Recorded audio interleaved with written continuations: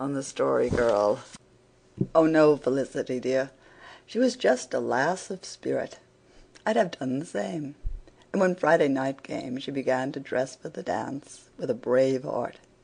She was to go to the Springs with her uncle and aunt, who were coming on horseback that afternoon, and would then go on to the Springs in old Hugh's carriage, which was the only one in Carlisle then. They were to leave in time to reach the Springs before nightfall, for the October nights were dark and the wooded roads rough for traveling. When Ursula was ready she looked at herself in the glass with a good deal of satisfaction. Yes, Felicity, she was a vain baggage, that same Ursula, but that kind didn't all die out 100 years ago, and she had good reason for being vain.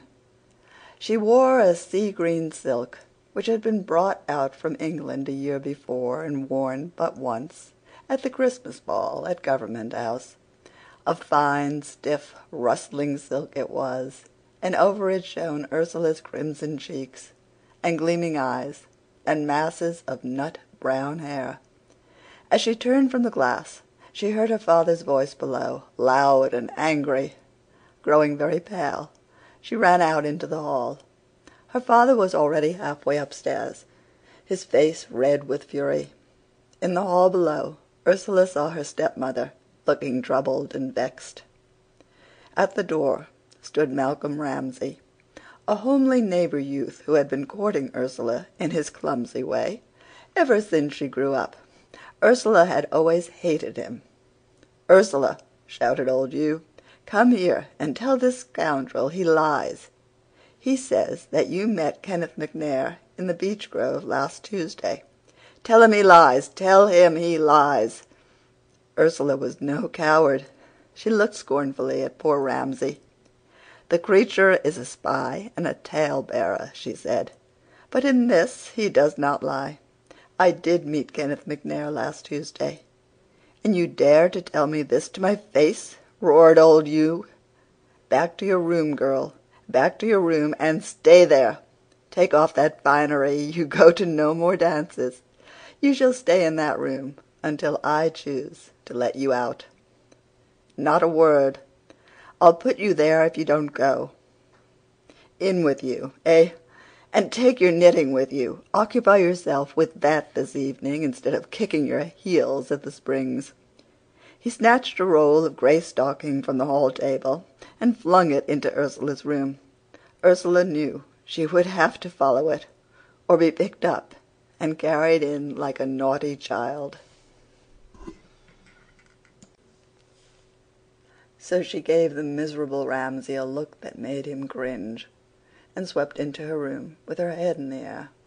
The next moment she heard the door locked behind her. Her first proceeding was to have a cry of anger and shame and disappointment. That did no good, and then she took to marching up and down her room.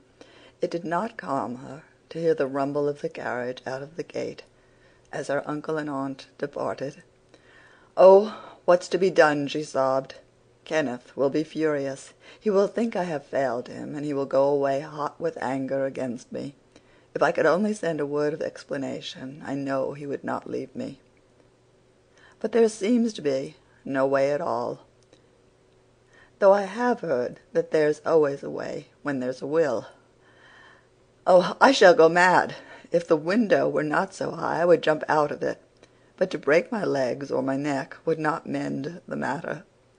The afternoon passed on. At sunset Ursula heard hoof-beats and ran to the window.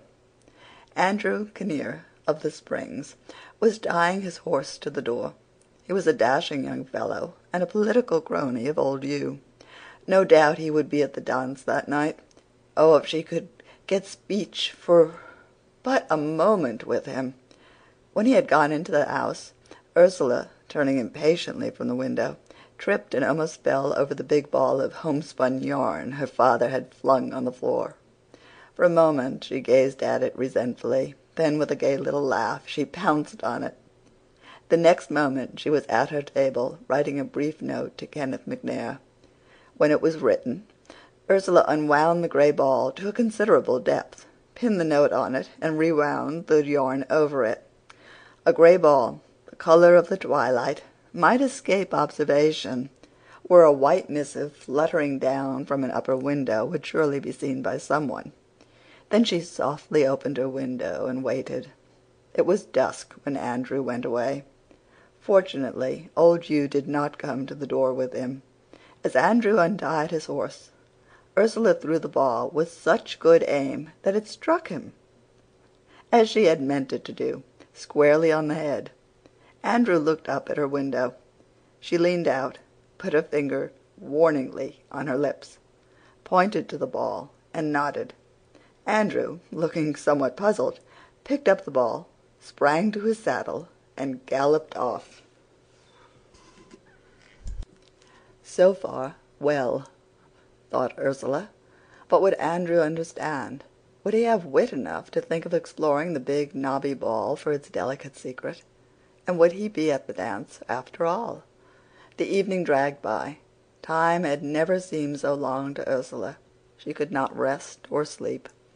It was midnight before she heard the patter of a handful of gravel on her window panes. In a trice she was leaning out. Below in the darkness stood Kenneth MacNair. "Oh, Kenneth, did you get my letter? And is it safe for you to be here?" "Safe enough. Your father is in bed. I've waited 2 hours down the road for his light to go out, and an extra half-hour to put him to sleep. The horses are there. Slip down and out, Ursula. We'll make Charlottetown by dawn yet." "That's easier said than done, lad. I'm locked in. But do you go out behind the new barn and bring the ladder. You will find there." 5 minutes later Miss Ursula, hooked and cloaked, scrambled soundlessly down the ladder, and in 5 more minutes she and Kenneth were riding along the road. "There's a stiff gallop before us, Ursula," said Kenneth.